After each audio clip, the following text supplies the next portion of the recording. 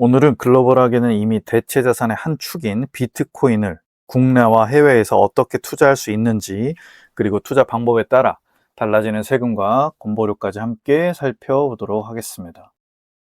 한국경제 기사에 따르면 정부가 국내에서도 비트코인 현물 ETF를 허용하기 위해 자본시장법 개정을 추진하겠다고 합니다. 미국은 이미 약 2년 전 비트코인 현물 ETF를 허용했고, 이제 한국도 같은 방향으로 움직이기 시작한 것 같네요.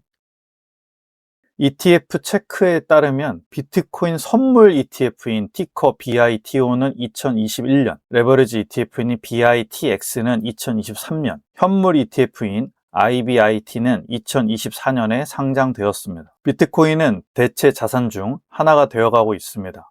이러한 변화는 미국에서 먼저 나타난 거죠.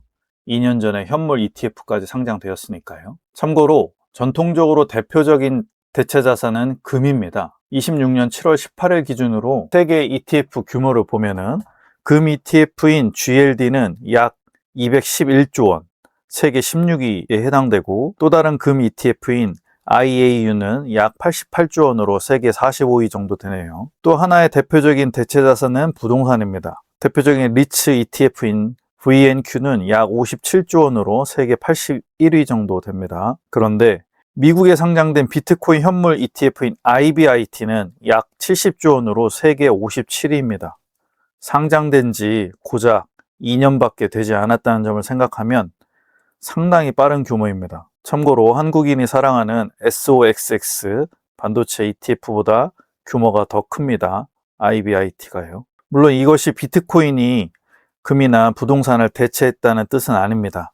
다만 오랜 기간에 걸쳐서 자리 잡은 금과 부동산 관련 ETF와 비교해도 비트코인 현물 ETF는 상장 약 2년 만에 세계 ETF 규모 상위권까지 올라왔습니다. 그만큼 비트코인은 이제 포트폴리오에서 검토할 수 있는 하나의 대체 자산으로 빠르게 자리 잡아가고 있다고 볼 수 있네요.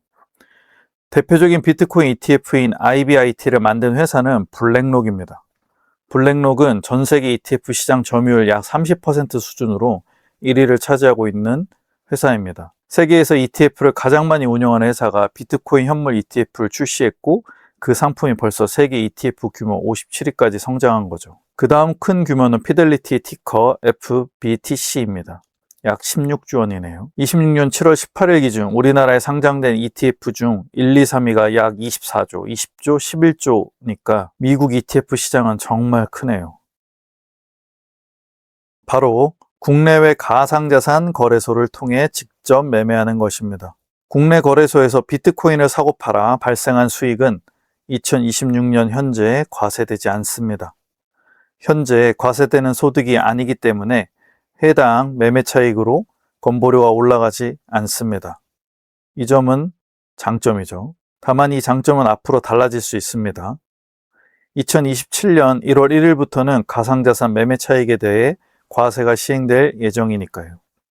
과거에도 여러 차례 유예된 적이 있지만 이번에는 정부가 추가 유예안을 추진하지 않는 방향으로 알려져 있어 실제 시행 가능성은 이전보다 높아진 상황입니다. 거래소 직접 투자는 현재 비과세라는 장점이 있지만 아쉬운 점도 있습니다. 모든 투자 방법에는 장점과 단점이 있으니까요. 먼저 국내외 가상자산 거래소에서는 과거 해킹 사고가 있었습니다. 그래서 거래소에 자산을 보관하는 것 자체를 불안하게 생각하는 투자자도 있죠. 또 하나는 가격입니다. 무슨 말이냐면 비트코인은 하나지만 실제 거래 가격은 하나가 아닙니다. 국내 거래소인 업비트와 빗썸, 해외 거래소인 바이낸스와 코인베이스의 가격이 조금씩 다릅니다. 참고로 국내 거래소 가격이 해외 거래소보다 높게 거래되는 이른바 김치 프리미엄도 발생할 수 있습니다. 네, 바로 ETF 투자입니다. 미국에는 이미 비트코인 현물 ETF가 상장되어 있습니다. 대표적인 상품이 앞에서 말씀드린 IBIT죠. 그런데 한국 투자자는 현재 IBIT 같은 미국 비트코인 현물 ETF를 매매할 수 없습니다. 왜 그럴까요?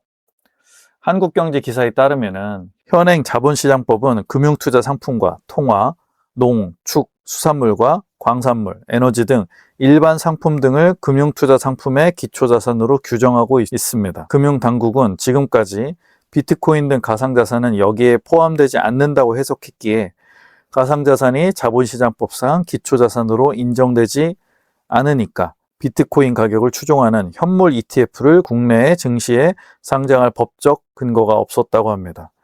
그런데 아이러니한 상황이 발생합니다. 미국에 상장된 ETF 중 비트코인 관련 ETF는 여러 가지가 있습니다. 그런데 현물 ETF만 안 될 뿐입니다. 무슨 말이냐면 비트코인을 직접 매수하는 현물 ETF인 IBIT는 투자할 수 없는데 비트코인 선물 ETF인 BITO는 투자할 수 있습니다. 심지어 비트코인 선물의 2배를 추종하는 레버리지 ETF인 BITX와 BITU도 투자할 수 있습니다.